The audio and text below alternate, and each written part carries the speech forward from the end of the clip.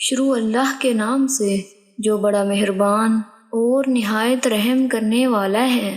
السلام علیکم ورحمۃ اللہ وبرکاتہ۔ حضرت سہیل بن ابی صالح اپنے باپ سے روایت کرتے ہیں، وہ فرماتے ہیں میں نے قبیلہ اسلم کے ایک شخص سے سنا، اس نے کہا کہ میں رسول اللہ صلی اللہ علیہ وآلہ وسلم کے پاس بیٹھا ہوا تھا، اتنے میں آپ صلی اللہ علیہ وآلہ وسلم کے اصحاب میں سے ایک شخص آیا اور اس نے عرض کیا، اللہ کے رسول صلی اللہ علیہ وآلہ وسلم، آج رات مجھے کسی چیز نے کاٹ لیا تو رات بھر نہیں سویا، یہاں تک کہ صبح ہو گئی۔ آپ صلی اللہ علیہ وآلہ وسلم نے فرمایا، کس چیز نے؟ اس نے عرض کیا، بچھو نے۔